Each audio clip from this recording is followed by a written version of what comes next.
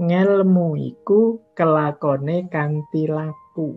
Lekase kelawan kas, tegese kas nyantosani setya budya pangekese dur angkara. Jadi ngelmu itu berarti menempuh jalan ilmu. Menempuh jalan ilmu itu tuntas kalau dibarengi laku dan dimulai dengan kemauan. Kas itu niat, kemauan. Kemauan apa? Yaitu kemauan yang sangat kuat untuk mengendalikan budi dan mengalahkan angkara murka.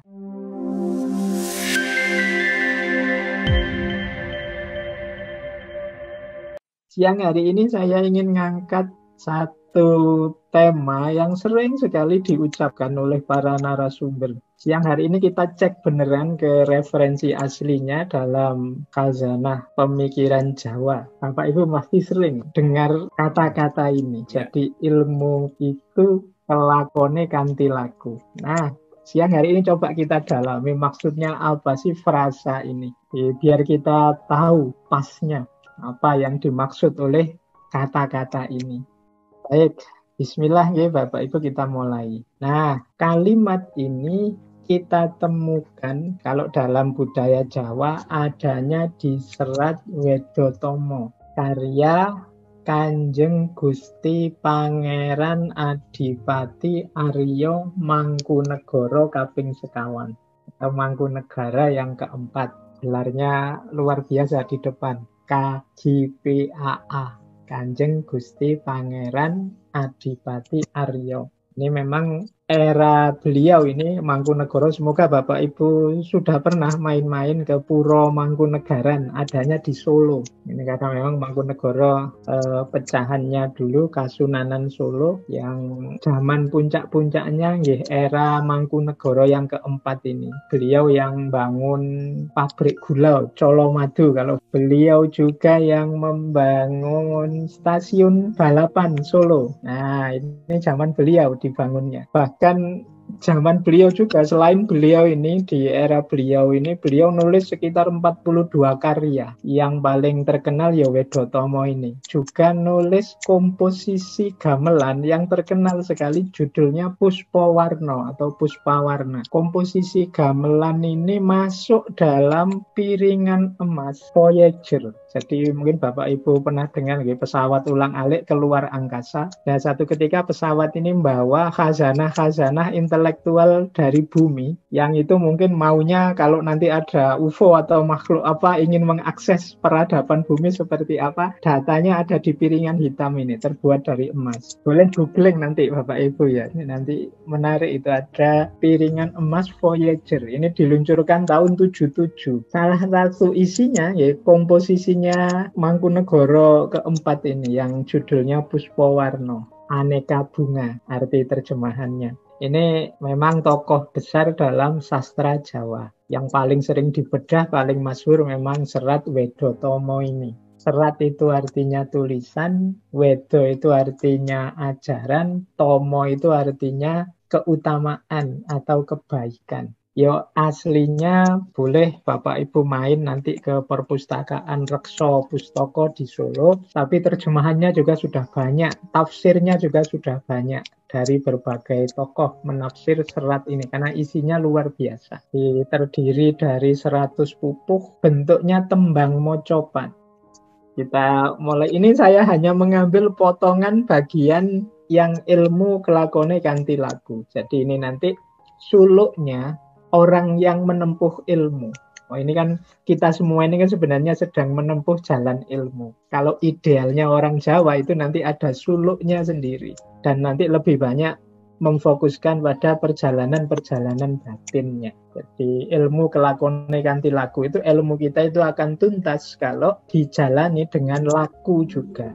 Tidak sekedar menghafalkan teori atau memahami konsep. Nah, naskah serat Wedotomo ini ditulis oleh beliau sebenarnya sebagai pesan pada anak-anak cucu beliau. Jadi ini beliau memang sengaja tirakat ingin nulis yang ini nanti berguna untuk anak cucunya. Maka saya bawa siang hari ini mungkin penting bagi Bapak Ibu untuk menasehati putra-putranya. Jadi itu ada bagian paling awal, pupuh yang pertama itu. Ini kalau Saya baca sebentar bahasa Jawanya.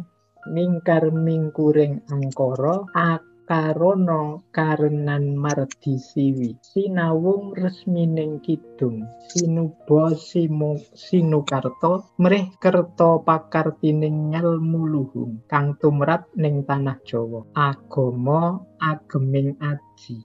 Kalau diartikan dalam bahasa Indonesia, untuk menghindarkan diri dari angkara murka, karena saya ingin mendidik putraku dalam bentuk indahnya syair, dihias agar tampak indah, agar menumbuhkan jiwa dan ilmu yang luhur yang berlaku di tanah Jawa. Ini mengapa serat ini ditulis, ya memang untuk pesan bagi anak-anak meskipun bentuknya tembang atau lagu, biar lebih masuk. Nah, kalimat terakhir itu yang saya tebeli, agomo ageming aji.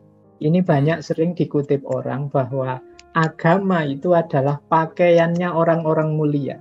Jadi ini menarik. Jadi berarti apa? Orang itu kalau mau beragama jiwanya harus jiwa yang mulia dulu. Jadi khawatirnya apa? Kalau jiwa kita masih kotor, memasukkan agama yang bersih, pastinya agama yang bersih itu dalam diri kita akan terkontaminasi jadi kotor. Maka ini unik. Biasanya kita ngerti kita itu agama untuk membersihkan diri. Justru kalau di sini agama itu adalah atribut bisa dipakai orang yang jiwanya sudah bersih. Jadi agomo ageming aji. Ya mungkin meskipun mungkin masih relevan hari ini kan kita sering juga melihat orang-orang itu yang agamanya dipakai sebagai jalan untuk sesuatu yang tidak bersih. Agama untuk menyakiti orang, agama untuk menjatuhkan orang lain, agama untuk menghina orang lain. Nah, ini karena jiwa yang masih kotor itu dimasuki agama yang bersih. Ya sesuatu yang kotor kalau campur dengan yang bersih, ya logikanya yang bersih ikut jadi kotor. Kalau gelas kita beracun, kita masuki susu, itu bukan racunnya jadi susu, tapi susunya jadi beracun. Jadi logikanya seperti itu. Maka pertama-tama mari membersihkan jiwa, membereskan jiwa, baru terus agomo ageming aji. Sehingga orang Jawa itu untuk jalan menuju agama itu istilahnya ngaji. Ngaji itu tidak ada dalam bahasa Arab, adanya di Jawa. Ngaji itu proses menuju aji, proses menuju kemuliaan. Jadi makanya saya punya forum di Jogja, judulnya Ngaji Filsafat. Dalam rangka apa? Jadi gimana caranya filsafat itu membuat kita jadikan jalur untuk menuju kemuliaan. Ya nanti diserap dalam bahasa Indonesia terus jadi kaji. Jadi aslinya kata akarnya yang paling akar itu aji, artinya kemuliaan. Nah, menuju mulia itu ngaji. Nanti diserap dalam bahasa Indonesia jadi kaji, mengkaji. Baik, jadi ini urut-urutan pemahamannya. Jadi mengapa sih kok tidak pertama-tama beliau ini sudah, ini beliau juga muslim, kok anaknya langsung saja dimasuki nilai-nilai agama. Tapi enggak, menurut beliau nanti dulu, dibereskan dulu jiwanya, dibereskan dulu kondisi batinnya, sehingga nanti dia bisa menjalankan agama dengan penuh kemuliaan. Nah, inilah makna agomo ageming aji. Baik, kita lanjutkan. Nah, inilah tujuan dari ilmu, tujuan dari pendidikan kalau boleh. Mungkin Bapak Ibu sudah pernah mengikuti Ki Hajar Dewantoro. Kalau ini lebih dalam tujuannya pendidikan. Jadi pendidikan itu yang pertama, angulah lantiping ati, mempertajam perasaan. Yang kedua, bengkas kahardaning driya supaya dadya utami, menyingkirkan hawa nafsu agar menjadi manusia yang berbudi luhur. Dan yang ketiga, tanmikani rasa, tidak menjadi orang yang lemah budi dan tumpul perasaan. Ini urutannya adalah menajamkan perasaan. Kalau perasaan ini sudah peka, sudah tajam, dia bisa mengekang hawa nafsu, budinya luhur dan tidak tumpul. Di anak-anak kita itu mari kita latih jadi manusia yang peka rasanya. Mungkin kalau pakai bahasa ilmiah itu jadi manusia-manusia yang empatik. Jadi bukan manusia yang tumpul perasaannya, yang egois hanya mikir kesuksesan kesenangannya sendiri. Di perasaannya sebagai manusia harus hidup. Makanya istilahnya angulah lantiping ati. Jadi pendidikan itu tidak sekedar tujuan untuk sukses, tujuan untuk nanti dapat pekerjaan apa, tapi dia harus jadi manusia yang manusia. Itu bahasanya lantiping ati. Kalau sudah begitu, dia bisa mengontrol dirinya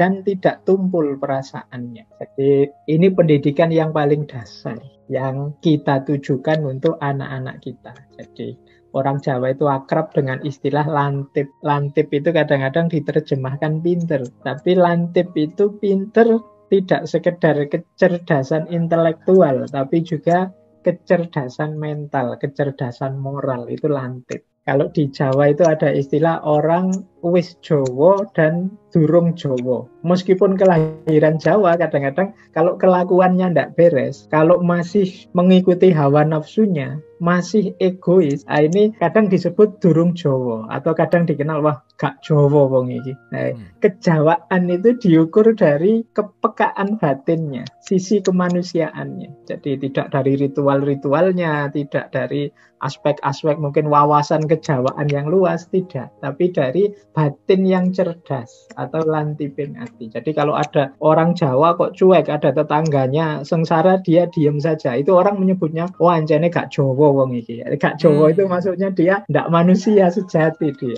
bukan orang. Nah, kesitulah nanti pendidikan diarahkan kalau dalam filosofi Jawa. Nah, untuk bisa ke sana kita memang harus menempuh jalan ilmu. Itulah nanti masyhur sekali kalimat ngelmu iku kelakone kanthi laku. Lekase kelawan kas, tegese kas nyantosani setya budya pangekese dur angkara. Jadi ngelmu itu berarti menempuh jalan ilmu. Menempuh jalan ilmu itu tuntas kalau dibarengi laku. Nah, nanti kita jelaskan di belakang laku apa saja. Dan dimulai dengan kemauan. Kas itu niat, kemauan. Kemauan apa?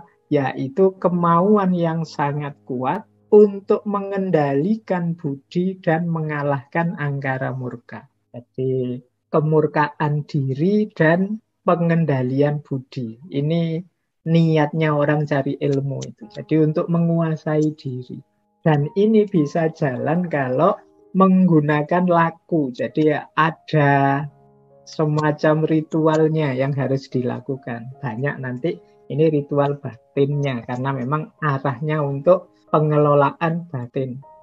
Nah, inilah antara lain lakunya. Jadi Bapak Ibu tidak harus membayangkan lakunya. Wah, nanti jangan-jangan disuruh puasa 40 hari, disuruh tidak ada yang rumit-rumit. Tapi lebih pada penataan hati. Jadi selama kita belajar, ayo menghidupkan laku ini. Jadi biar ilmu yang kita peroleh itu ilmu yang kalau dalam bahasa tasawuf itu yang memang jenisnya cahaya. Biar tidak kecampur dengan hal-hal yang gelap, yang rusak.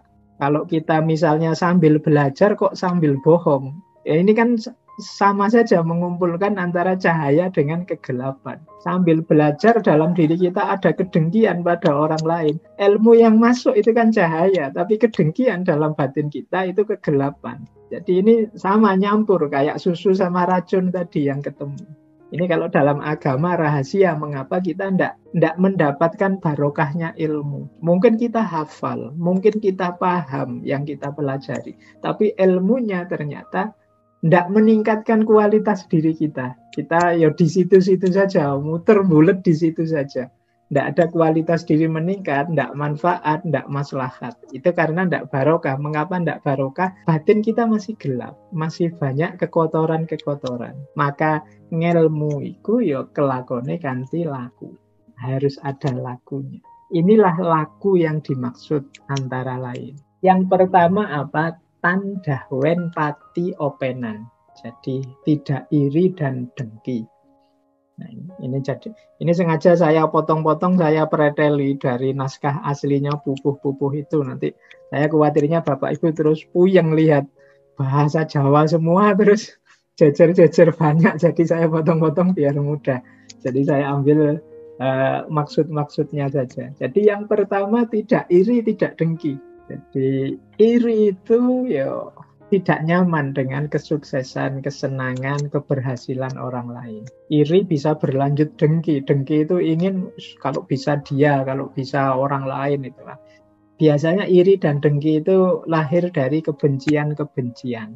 Jadi kalau masih banyak kebencian-kebencian dalam diri kita, dia akan jadi kekotoran dalam jiwa. Sehingga mungkin masuk banyak informasi keilmuan yang luar biasa, tapi tidak meresap, tidak mewarnai hidup kita. Mungkin Bapak Ibu dan Mas Abu ini kan rajin sekali di dialog positif itu. Kita dapat banyak gizi setiap malam yang luar biasa. Itu harusnya kalau kita bisa sambil laku tadi, mungkin kita bisa dapat banyak untuk mewarnai hidup kita sehingga lebih berkualitas. Nah, caranya apa? Yuk, diawali dari menyisihkan kebencian-kebencian. Biar tidak iri dan dengki. Tandahwen pati openan. Yang kedua, tidak berhati panas. Ngamuan, tersinggungan, sensitif. Kalau anak hari ini mungkin bahasanya baperan. Hatinya panasan. Nah, ini juga membuat orang sulit menemukan kebenaran yang sejati. Jadi, ya karena biasanya ilmu itu kan sifatnya ya menunjukkan ideal-ideal yang seringkali menyinggung kita. Nah, itu kalau orangnya baperan itu kita ngomong begini terus rasa wah ini nyinggung aku ini mesti. Wah ini padahal mungkin tidak. Panasan itu. Ya ilmunya mesti tidak masuk itu kalau cara berpikirnya seperti itu. Oke, nanti mungkin ini kan isinya akhlak-akhlak. Mungkin Bapak Ibu wah ini sejak awal tadi kok nyinggung aku terus ini jangan-jangan. Ya enggak, memang kita harus berusaha untuk jangan sampai ini ada dalam diri kita tanpa nasten, jangan baper, jangan berhati panas. Kemudian tidak jahil, nora jahil. Jahil itu ya sukanya ganggu orang lain. Ganggu dalam konteks memang ganggu ya, memang ingin menyusahkan orang. Kan ada orang yang mentalnya seperti ini jahil. Ya kadang-kadang kita sih ganggu-ganggu dikit dalam rangka guyon saja sama sahabat ya enggak masalah wong itu demi menghangatkan pergaulan. Tapi kan ada orang itu yang memang ingin menyusahkan. Dasarnya benci itu kan ingin membuat orang lain susah. Nah, itu namanya jahil. Kok enak dia sukses terus, tak kerjain itu jahil namanya. Kok enak dia menang terus, coba tak kerjain. Coba tak ganggunya sinyalnya, tak ganggunya, tak hackernya. Itu kan jahil. Jadi menyusahkan orang. Kemudian tanjuruk ingkahardan. Jadi tidak nekat hanya ingin melampiaskan hawa nafsu saja. Jadi ingin senang saja, tidak ngontrol dirinya. Jadi mungkin karena modalnya ada, karena kemampuannya ada, pokoknya yang dikejar kesenangannya saja terus. Nah, ini juga akan menghalangi kita dapat ilmu yang sejati. Kita tidak ngerti kapan harus berhenti, kapan harus ngerem. Di antara jalannya suluk, jalannya laku dalam dunia ilmu itu ya, kita harus bisa mengekang hawa nafsu kita. Di hal-hal duniawi kita jalankan sesuai kewajiban, kebutuhan kita, tidak dengan berlebihan. Jadi tidak melampiaskan hawa nafsu. Tanjuruk ing kahardan. Kemudian amung eneng, amrih ening. Jadi lebih suka diam agar tenang. Makanya orang Jawa itu kesannya kalem-kalem, kesannya ya. Karena memang lebih suka eneng. Jadi lebih suka tidak ribut, tidak rame. Nah, itu memang budayanya seperti itu. Lebih suka ketenangan batin. Kemudian kalau berguru nanti, karena ini nasihatnya pada putranya, sarjono kang martapi. Carilah orang bijak yang jiwanya pertapa. Jiwa pertapa itu ya berarti orang yang sudah tidak tergoda lagi oleh dunia. Jadi sudah tidak terikat lagi oleh hal-hal duniawi. Orang-orang seperti ini biasanya ya mudahnya mereka ini lebih objektif terhadap kebenaran. Jadi orang jiwa pertapa itu tidak harus kemudian orangnya tidak kelihatan karena ada di gunung-gunung apa di... Tidak begitu. Jiwanya yang pertapa. Jiwa pertapa itu jiwa yang tidak tergoda oleh dunia. Tidak mudah hanyut. Jiwa pertapa itu jiwa yang nyaman, tenang, apapun godaan, dan dia tidak terikat oleh apapun. Dan tidak takut oleh kesulitan-kesulitan yang mungkin dihadapi akibat ilmunya. Ini jiwa pertapa. Kalau benar dia akan bilang benar. Kalau salah dia akan bilang salah. Ini orang yang berjiwa bertapa. Jadi sarjono kang martapi. Kemudian tidak menggunakan pengetahuannya semata-mata hanya untuk memenuhi kepentingan egois. Jadi ini tuluk selanjutnya. Kawruhe kinaryo ngupoyo kasil lan melek. Tidak hanya untuk cari nafkah, untuk cari kepentingan. Makanya paradigma pendidikan kita hari ini semoga juga tidak hanya itu. Kita kan hari ini banyak gimana caranya keterampilan setelah nanti lulus bisa bekerja di mana. Itu penting, tapi jangan semata-mata hanya itu. Kalau pendidikan itu hanya merujuk ke sana, kita kehilangan yang lebih esensial, yang lebih penting. Karena hakikatnya pendidikan itu kan untuk membina diri, menampilkan potensi-potensi kebaikan diri biar keluar. Kalau hanya sekedar menanamkan keterampilan untuk bekerja atau memenuhi kepentingan-kepentingan egois, nah itu berarti belum ketemu yang sejati. Makanya kata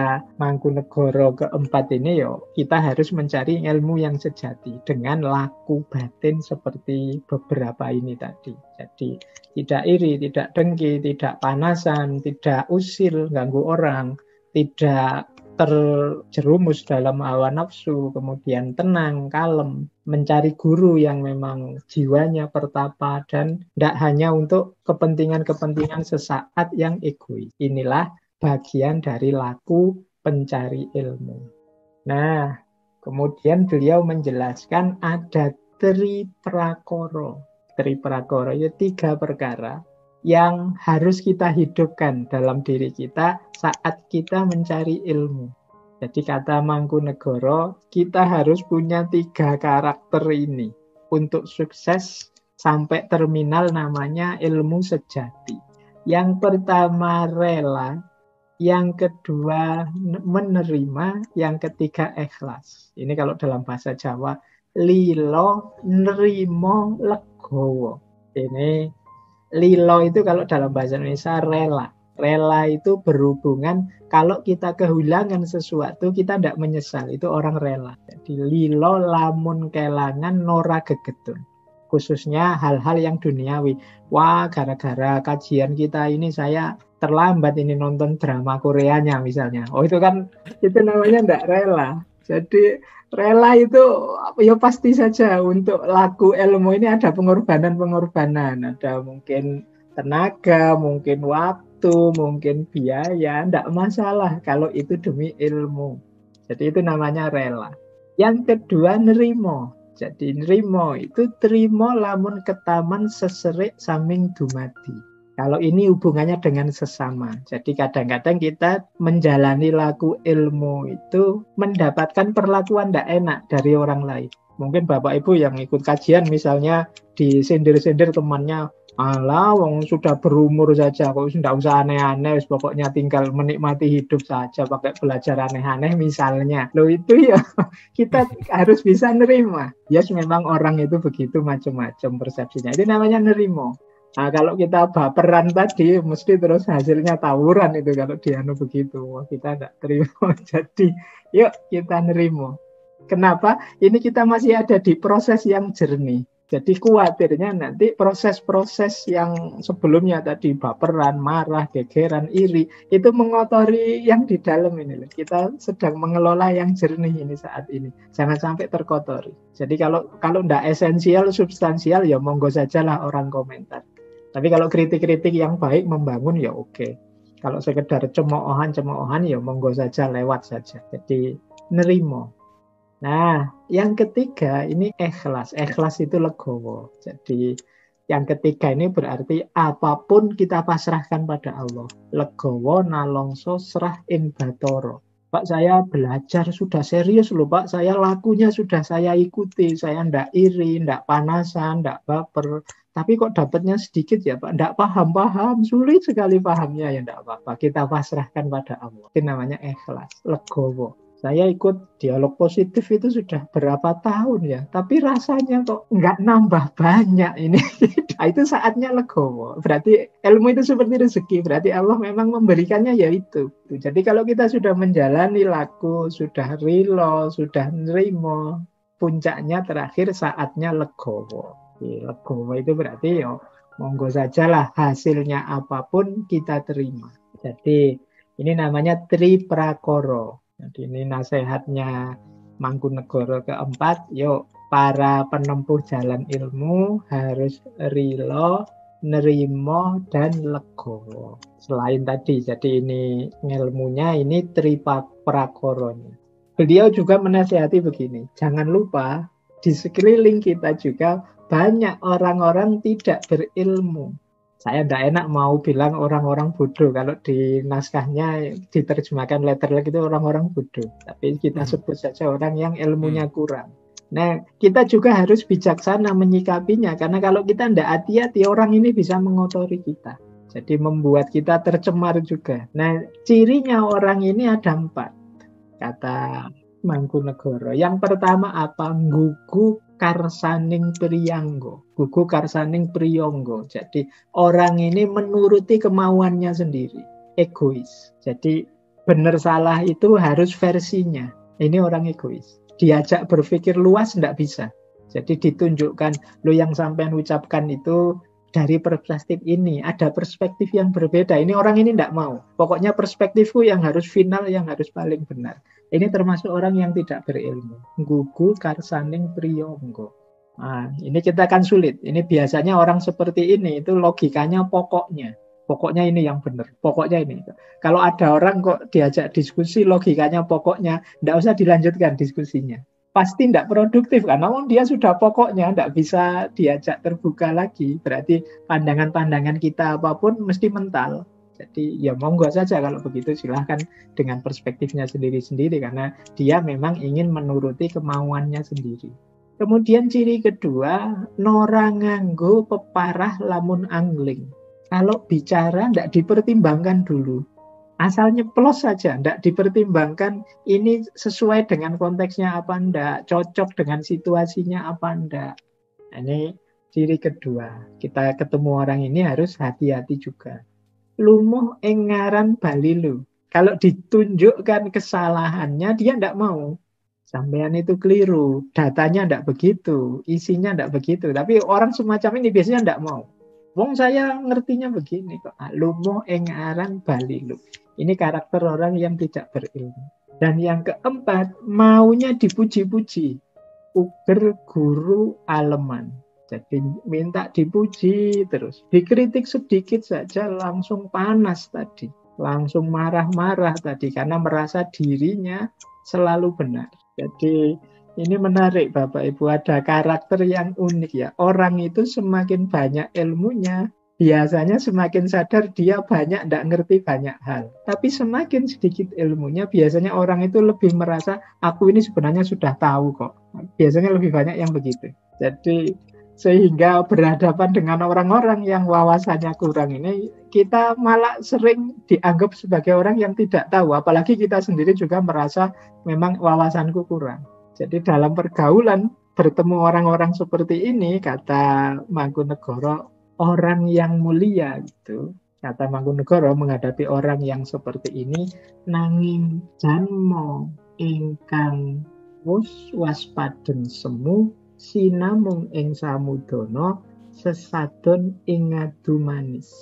Manusia yang sudah waspada, sudah paham situasi semacam ini, ya aku ngerti kok. Ini orang ini memang ilmunya kurang, wawasannya kurang. Yang dilakukan apa? Ini menarik.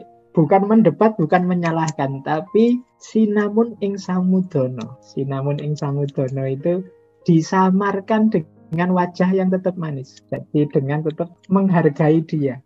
Tunjukkan bahwa iyalah, aku hargai pendapatmu dengan kebenaran yang engkau yakini. Ini samudana. Jadi samudana itu tampakkan tetap keramahan, kemanisan wajahmu. Dan sasadon ing adu manis. Sudahlah, husnudzon saja. Makanya banyak yang bilang, wah ketemu orang Jawa itu hati-hati loh. Kalau dia senyum-senyum di depan kita, itu bukan berarti dia setuju, cocok dengan kita. Karena memang ada rumus seperti ini. Jadi harus selalu ramah, selalu baik pada siapapun. Termasuk orang yang mungkin tadi gaya, tidak mau disalahkan, mau menangnya sendiri. Kita tahu betapa dia seperti itu, tapi sinamun ing samudana. Kita hargai dia dulu. Nanti mungkin kalau waktunya tepat kita bisa memberinya nasihat. Sebenarnya ini petunjuknya Al-Quran juga. Dalam Al-Quran itu ada ayat yang bunyinya wa idza khotabahumul jahilun qalu salama. Jadi ketika orang-orang bodoh itu berkata pada mereka, tetaplah kalian berkata-kata pada mereka dengan salama, dengan kata-kata yang menyelamatkan, kata-kata yang indah. Jangan sampai keluar caci makinya. Jadi ini sebenarnya pelajaran bahwa jeleknya orang lain, kotornya orang lain, jangan sampai membuat kita ikut jelek, ikut kotor. Jadi kadang-kadang kan kita ini hidup tenang-tenang, tiba-tiba dimaki-maki orang. Maki-maki ini kan dia seperti melemparkan kekotoran pada kita. Itu kalau kita bales dengan makian juga, berarti semula itu kotornya orang lain, sekarang nular ke kita. Kita juga ikut kotor. Makanya Mangkunegoro tadi menyarankan pada kita, meskipun ketemu orang yang seperti itu, tetaplah dengan kondisimu sebagai manusia yang menghargai, berwajah manis, selalu berprasangka baik. Jadi berarti apa? Dia tidak bisa mengkontaminasiku. Dia tidak bisa mempengaruhiku dengan kejelekan keburukannya. Aku tetap seperti kondisiku semula, yang tenang, mantap dalam jalanku mencari ilmu. Inilah rumusnya ketika kita bertemu dengan orang yang kurang ilmu, yang kadang-kadang ngeyel, menyusahkan. Nanti menarik, ini saya ambilkan satu bait ini. Apa yang terjadi kalau fenomenanya seperti tadi? Kita menanggapi dengan baik orang-orang yang tidak baik tadi. Kata Mangkunegoro, si pengung norang legowo, sang soyordo deniro cacariwis, ngandar-andar angen dukur, kandane nora kaprah, soyo elok, alongko longkanganipun, siwasis waskito ngalah, ngalingi marang si pingging. Jadi kalau kita lakukan seperti ideal tadi, nanti fenomenanya akan seperti ini. Si dungu tadi, orang bodoh tadi, tidak menyadari bahwa bualannya semakin menjadi-jadi, semakin menjijikkan. Orang tidak ngerti bodoh itu, kalau kita bersikap seperti tadi kan dia semakin ngelantur. Bicaranya makin ngelantur, bicaranya makin tidak masuk akal, makin aneh dan tidak ada putusnya. Yang pandai waspada, kita yang ngerti ilmu ya waspada dan mengalah. Bahkan kita menutupi aibnya. Nah, dari sini mungkin Bapak Ibu sering dengar ya, kalau dalam budaya Jawa ada istilah sing waras ngalah.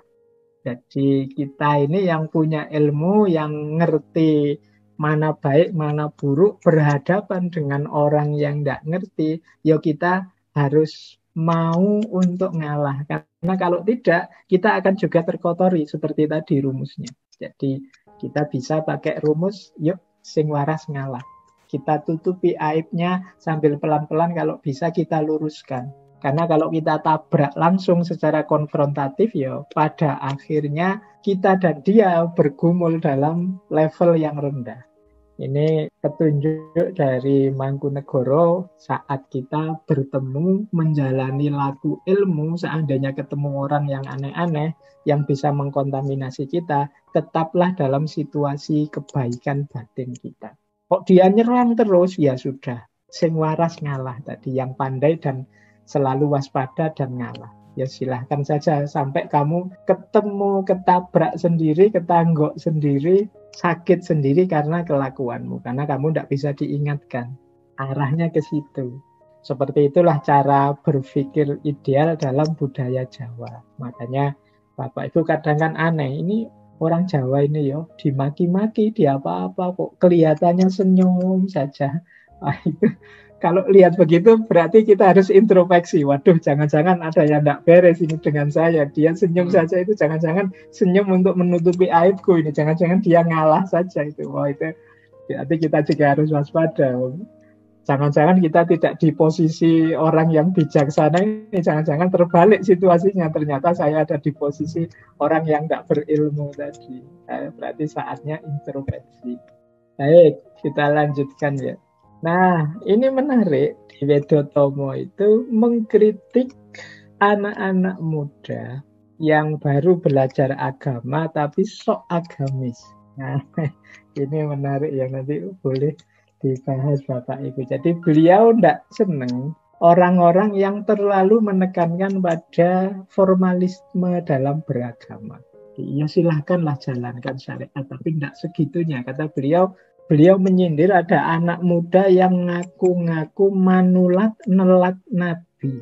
Saben sebo mampir masjid. Maksudnya apa? Ngaku-ngaku ini sunnah dari Nabi dan setiap waktu ke masjid, maksudnya ini arahnya nanti menganggap yang lain rendah semua. Jadi yang tidak kayak saya ini orang bodoh semua, orang tidak ngerti agama. Jadi manulat nelat Nabi, saben sebo mampir masjid. Ini dilanjutkan lagi untuk melanjutkan anak muda seperti ini. Anggung anggubel sarengat, saringane tanden werui. Anak muda seperti itu hanya berkutat pada syariat tapi tidak ngerti hakikat. Kalamun moco khutbah lelagone dandang gendis, suara arum ngumandang cengkok palaran. Kalau berkhutbah itu pakai irama dandang gula, suaranya indah dengan cengkok palaran yang indah. Gitu loh, yang tidak disukai oleh Mangkunegoro itu anak-anak muda yang berhenti di formalisme beragamanya. Padahal kata Mangkunegoro, beragama di level syariat itu sebenarnya ya satitik bae wis cukup. Nelat kas ngepleki pekeh. Jadi sebenarnya secukupnya saja. Tidak perlu kita merasa seperti jadi ahli fikih. Ahli fikih itu kan yang biasanya menilai orang, biji orang. Wah, sampean sudah sesat ini. Sampean sudah keblinger ini. Sampean sudah salah jalan ini. Ini kita gayanya kayak ahli fikih. Jalankanlah syariatmu secukupnya saja. Tidak usah ngaku-ngaku ahli fikih yang suka nuding orang sana, nuding orang sini. Iya sudah benar itu mengikuti sunnahnya Nabi setiap waktu ke masjid. Tapi jangan berhenti di situ. Ada hakikat. Jadi tidak hanya syariat. Syariatnya jalankan secukupnya. Selanjutnya diperdalam ke hakikat. Bukan terus malah madep berdiri seperti seorang ahli fikih. Jadi syariat itu baru setengah jalan, setengahnya yang lain nanti ada di hakikat, ada perjalanan batinnya. Anak-anak muda ini berhenti di syariat, perjalanan lahir. Lupa perjalanan batinnya, akhirnya gayanya seperti ahli fikih. Ini yang dikritik oleh Mangkunegoro. Saya tidak tahu hari ini apa masih ada yang seperti itu. Ini zaman itu loh ya. Kalau masih ada berarti kita belum berkembang sejak zaman itu. Saya itu kalau diskusi sama mahasiswa itu sering ditanya begitu. Oh ini pikirannya Pak Hatta ini masih cocok ya dengan kita sekarang. Terus jawab saya, itu mungkin bukan pikirannya yang masih cocok. Kita saja yang belum berubah sejak dulu. Rasanya begitu terus. Ini pikiran dari abad keberapa, abad 19, 20 kok masih relevan saja ya nasihat-nasihatnya. Jangan-jangan kitanya yang tidak berubah. Padahal Mangkunegoro itu lahirnya 1853, meninggal 1881. Loh ini kan masih abad 19. Kita sekarang abad 21. Kok rasanya masih relevan? Jangan-jangan kita masih belum berkembang. Anak-anak muda yang dikritik zaman itu mungkin sekarang masih banyak. Jadi anak-anak muda yang dalam beragama itu gayanya bukan seperti orang yang menjalankan agama, tapi gayanya seperti ahli agama, seperti ahli fikih. Ini yang dikritisi oleh Mangkunegoro. Nah, ini ada kalimat yang jadi peribahasa dalam bahasa Jawa. Mengapa sih ada anak-anak muda yang gayanya seperti itu? Itu karena mereka durung pecus keselak becus. Nah ini durung pecus keselak becus ini jadi peribahasa kalau dalam bahasa Jawa. Durung pecus keselak becus itu belum pinter tapi sudah ingin macem-macem. Gayanya seperti jadi amaknani rapal koyo Sayyid seko Mesir, memaknai lafaz seperti ulama dari Mesir. Padahal ya mungkin bacanya dari kitab terjemahan saja. Nah, itu kan kritiknya seperti itu. Jadi belum ahli, tapi gayanya kayak orang yang sudah ahli, ingin macam-macam. Nah, itu kalau dalam peribahasa Jawa, durung pecus, keselak becus.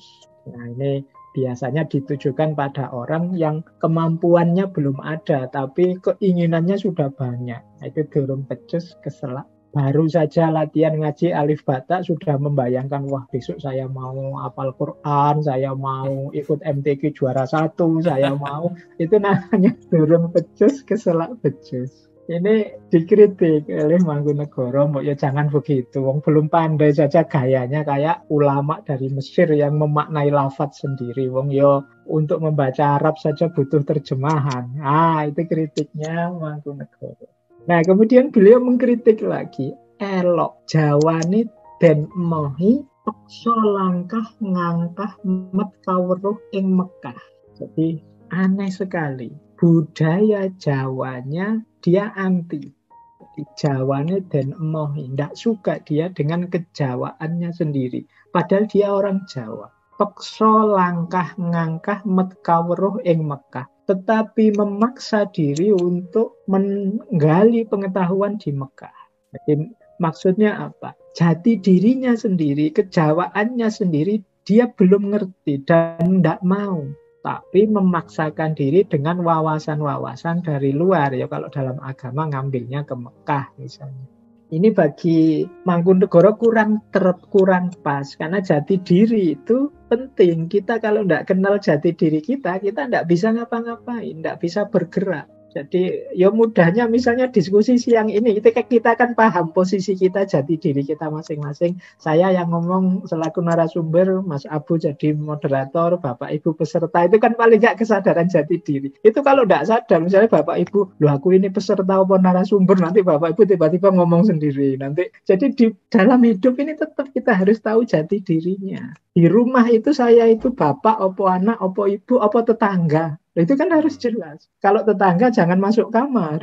Yang masuk kamar bapak dan ibu. Anak punya kamar sendiri. Kita pas cara bersikapnya. Nah, ini ada anak-anak muda yang malah anti budayanya sendiri. Lebih suka budaya luar. Dikata Mangkunegoro, padahal inti pengetahuan itu ada dalam diri kita. Kata Mangkunegoro, asal mau ikhtiar di sana dan di sini tidak berbeda.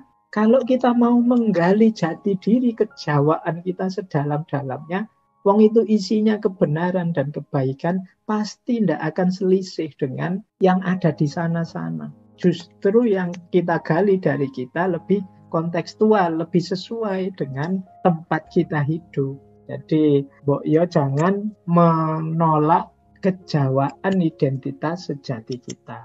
Jadi terbalik, kalau memang sudah menguasai jati dirinya, terus nambah wawasan dengan pengetahuan-pengetahuan yang lain, biar tambah luas. Jangan dibalik prosesnya. Nah, terus terakhir beliau ngeritik begini, terhadap anak-anak muda yang agak gaya ini. Daripada mendalami agama, kalau gayanya seperti itu, mbok sudah mencari nafkah sajalah, ngupo bugo.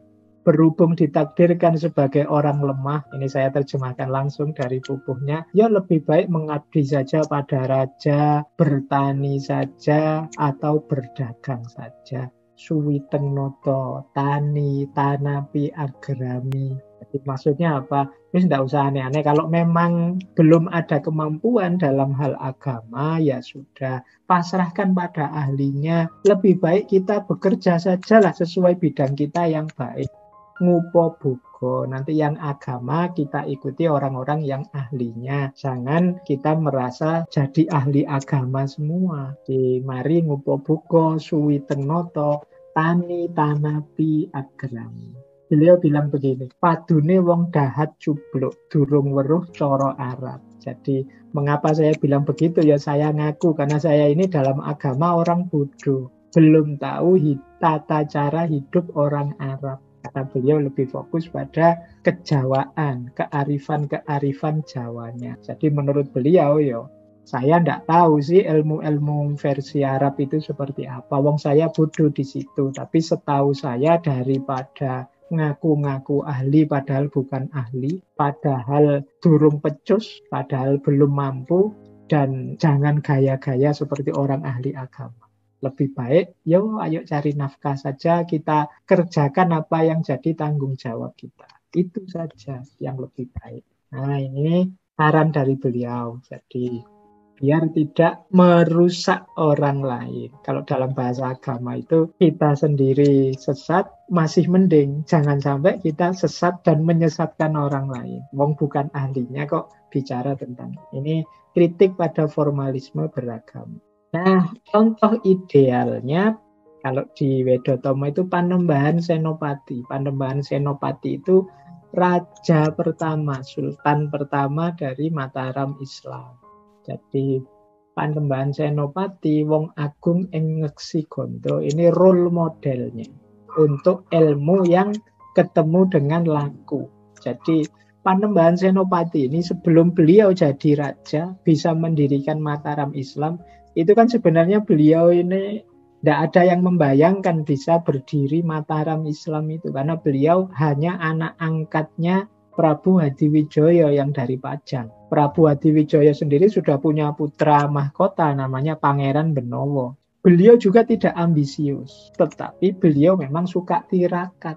Jadi beliau ini mengekang hawa nafsu, jadi kapati amar sudi sudoning hawa lan nafsu. Pinesu topo broto. Jadi beliau ini suka menyepi di mana-mana. Bahkan ada cerita sampai beliau menikah dengan Nyai Roro Kidul, meskipun itu bisa dimaknai secara simbolik, karena memang Mataram yang daerah Jogja itu kan memang dekat dengan laut-laut, perlu penguasaan terhadap sumber daya kelautan untuk bisa jaya kerajaannya. Jadi jalannya laku ilmu itu ya persis seperti Panembahan Senopati tadi, mari mengekang nafsu, mari bertapa, dan membuat senang hati orang lain, membuat suasana tentram. Jadi ada teori dalam Wedotama seperti ini ya. Jadi orang itu kalau memang benar berilmu dengan laku, hawanya pasti dingin, menenteramkan. Mungkin Bapak Ibu teman-teman pernah ya misalnya bertemu ulama siapa, bertemu ahli agama siapa. Tidak harus nunggu beliau bicara ngomong. Dekat dengan mereka saja rasanya dingin. Ini mungkin ada hubungannya dengan vibrasi, aura dan lain-lain. Tapi orang-orang seperti ini loh yang patut kita teladani, kita jadikan guru. Orang ini bisa dipastikan tidak hanya ngerti banyak teori, hafal banyak teori, tapi mereka ini sudah laku, sudah menjalankan. Itulah contoh ilmu yang dibarengi laku. Senantiasa menyenangkan hati orang lain dan menenteramkan hati orang lain, meskipun hanya dekat saja.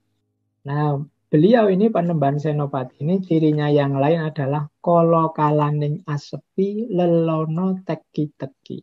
Jadi beliau ini suka berkelana tapi tidak dalam rangka touring, tidak dalam rangka rekreasi jalan-jalan, tapi mencari ilham, mencari aspirasi. Kalau orang Jawa itu kan ada konsep namanya wangsit.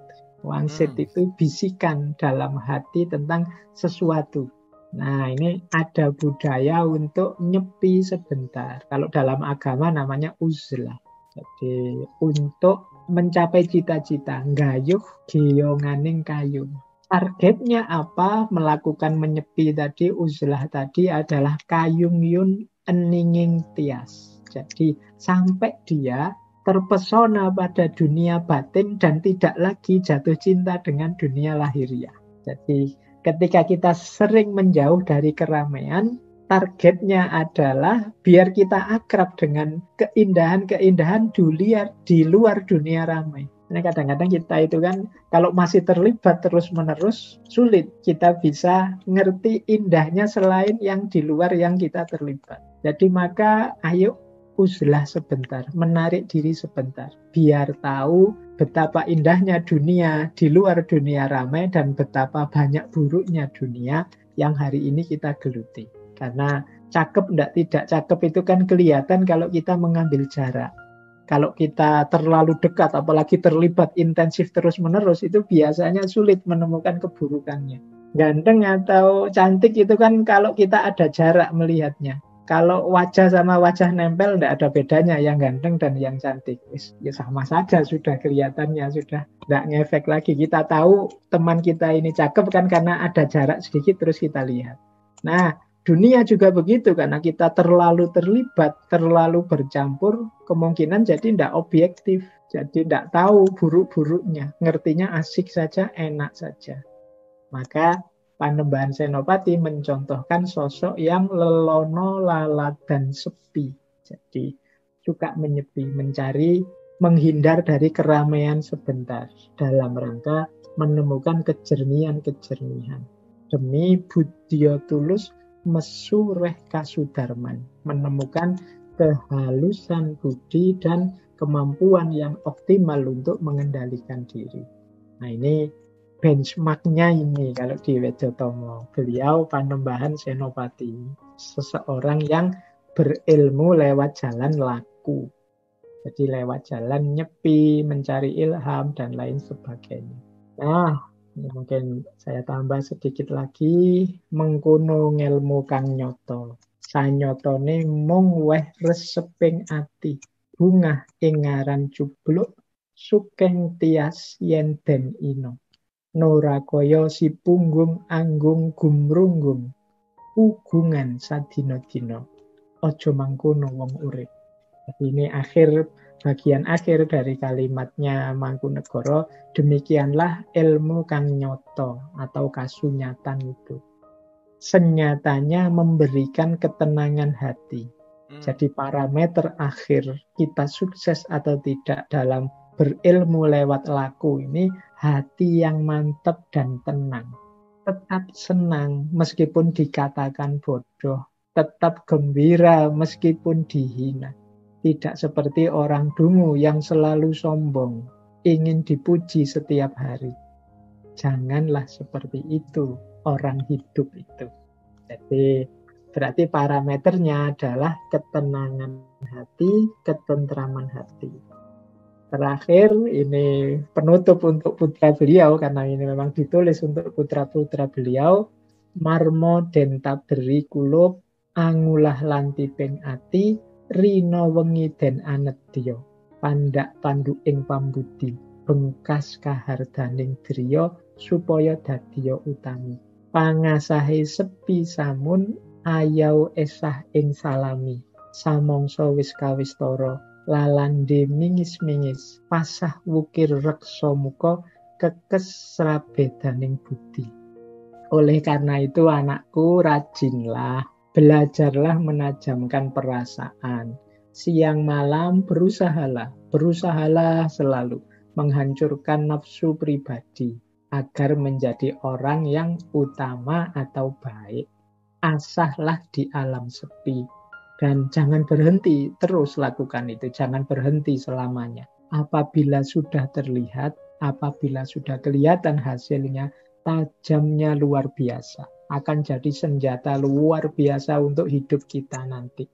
Dapat untuk mengiris gunung penghalang. Lenyap semua penghalangnya budi. Jadi ini nanti manusia ideal yang diidam-idamkan dalam budaya Jawa. Baik, Bapak Ibu, saya kira itu ya. Ini beberapa masukan tentang teori yang sering kita dengar bahwa ilmuku kelakone kanthi laku.